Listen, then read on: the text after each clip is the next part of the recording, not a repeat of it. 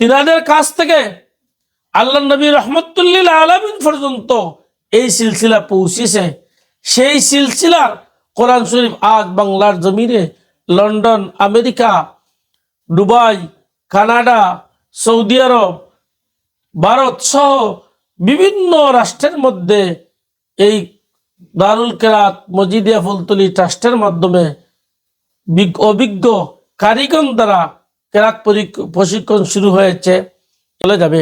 বিদায় আল্লাহ পাক রব্বুল আলামিন এ কোরআন কারীম নাযিল করেছেন আরবি ভাষায়, বাংলা ভাষায় নয়, উর্দু ভাষায় নয়, ইংরেজি ভাষায় নয়। এ কোরআন শরীফ এজন্য আপনার আমার মন গড়া ভাষায় তিলাওয়াত করলে চলবে না।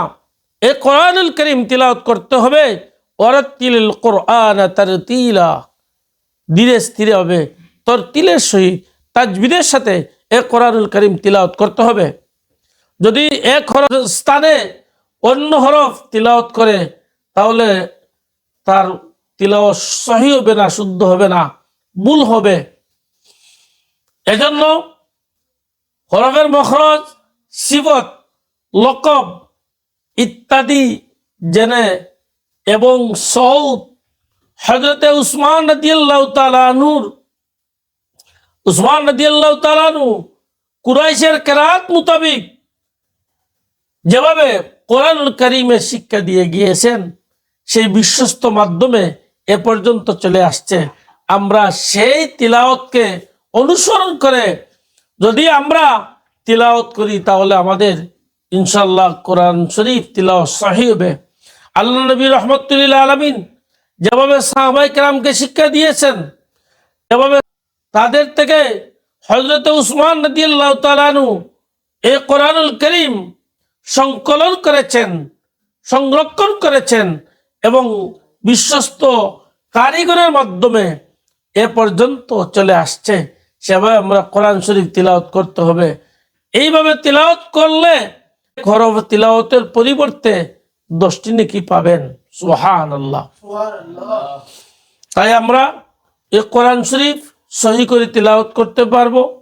যদি কোনো ব্যক্তি সহি করে তিলাওয়াত না করে তাহলে তার ভুলের জন্য তিলাওয়াত করে সওয়াব পাবে না, বরং সে গুনাহগার হবে। আবার যদি নামাজের মধ্যে কোনো কেরাত পড়ে, কোনো সূরা পড়ে, কোনো আয়াত তিলাওয়াত করে আর যদি তিলাওয়াত ভুল হয় তাহলে তার নামাজ হবে না। এজন্য কেরাত পড়া নামাজের মধ্যে ফরজ। সেই হিসাবে আমরা কোরআনুল কারীম তিলাওয়াত করতে হবে শুদ্ধ করে। আর শুদ্ধ করে তিলাওয়াত করতে হলে বর্তমান সময়ে আমাদের পীর মুর্শিদ মুজাদ্দিদে জামান আল্লামা হযরত ফুলতলি সাহেব কিবলা রহমতুল্লাহ আলাইহি যেভাবে কোরআন শরীফের তালিম দিয়ে গেছেন, সেভাবেই আমরা কোরআন শরীফ শিক্ষা গ্রহণ করতে হবে। বিশ্বের মধ্যে বাংলার জমিন শুধু নয়, বিশ্বের মধ্যে বিভিন্ন কান্ট্রির মধ্যে, দেশের মধ্যে এই সিলসিলা জারি রয়েছে। রইসুল কোরআন আহমদ হেজাজি রহমতুল্লাহ আলাইহি তিনি মক্কা শরীফের বড় কারি ছিলেন। তিনি কাছ থেকে হযরত ফুলতলি সাহেব কিবলা রহমতুল্লাহ আলাইহি কিরাত শিক্ষা গ্রহণ করেছিলেন। তার আরেকজন কারি উস্তাদ ছিলেন হাফিজ মাওলানা আব্দুর রউফ করমপুরি শাহবাজপুরি রহমতুল্লাহ আলাইহি। তিনি কাছ থেকেও কোরআন কারীমের তালিম শিক্ষা গ্রহণ করেছেন। তিনি আরেকজন উস্তাদ ছিলেন তার পীর মুর্শিদ হযরত শাহ ইয়াকুব বদরপুরি রহমতুল্লাহ আলাইহি। তিনি কাছ থেকেও কোরআন শরীফের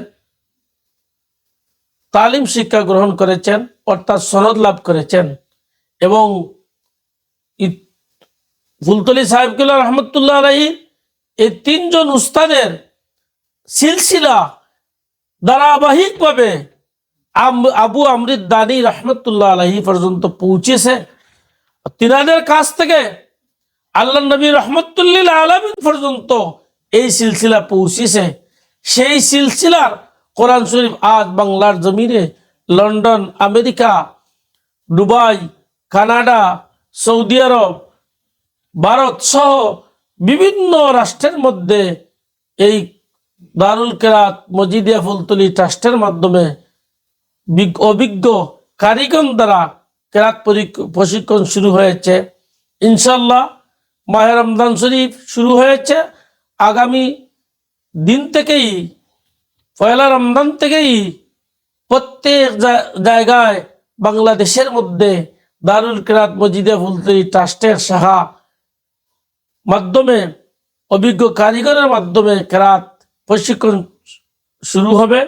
তাই আপনাদের সকলের ছেলে মেয়েদেরকে কোরআনুল কারীম শিক্ষা করার জন্য আপনারা সেই ক্রীড়া শিক্ষা কেন্দ্রে পাঠিয়ে দিবেন। আশা করি আমাদের আগামী প্রজন্ম এই কিরাতের শুদ্ধ করে পড়লে তাদের নামাজ শুদ্ধ হবে এবং এরাই যারা অভিজ্ঞ হবে এবং তাদের মাধ্যমেই পৃথিবীর জমিনও কোরআনুল কারীমের খেদমত অব্যাহত থাকবে। সেই হিসাবে আমরা যেন লিওঝিল্লা পবিত্র কালামে পাকের খেদমত করে যেতে পারি।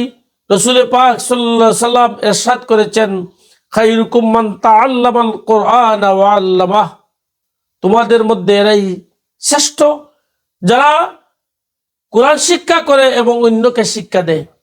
তাই আসুন আমরা পবিত্র কালাম শরীফ যেন আমরা শিক্ষা গ্রহণ করি এবং আমাদের ছেলে মেয়েদেরকে পবিত্র কালামের শিক্ষা দিয়ে আলোকিত করতে পারি। তাদের নামাজ বিশুদ্ধ হয় সেইভাবে যেন আমরা কেরাত শিক্ষার ব্যবস্থা গ্রহণ করতে পারি। বিশেষ করে বয়স্ক যারা রয়েছেন তারাও এই পবিত্র কালাম শিক্ষার পাঠশালায় পবিত্র কালাম শিক্ষা গ্রহণ করার জন্য প্রশিক্ষণ অংশগ্রহণের আমরা দাওয়াত দিচ্ছি। সকল যেন কোরআনুল কারীমের আশিক হয়ে কোরআনুল কারীমের শিক্ষা অর্জন করতে পারে সেই প্রত্যাশা ব্যক্ত রেখে আমি সকলকে মুবারকবাদ জ্ঞাপন করে আজকের মতো আমার কথা এখানে শেষ করছি। কথাবার্তার মাধ্যমে যদি আপনারা কেউ নারাজ হন তাহলে আল্লাহর ওয়াস্তে ক্ষমা দৃষ্টিতে দেখবেন। আমি সকলের সুস্বাস্থ্য কামনা করছি এবং যারা দীর্ঘ সময় আমাদের সাথে যুক্ত ছিলেন আমি সকলকে মুবারকবাদ জ্ঞাপন করছি। মহান আল্লাহ পাক রব্বুল আলামিন যেন আমাদের এই খেদমতকে তরক্কির সাথে কবুল করেন। সকলে বলুন আমিন। ওয়া আখির দাওয়ানা আলহামদুলিল্লাহি রাব্বিল আলামিন। মা আসসালাম।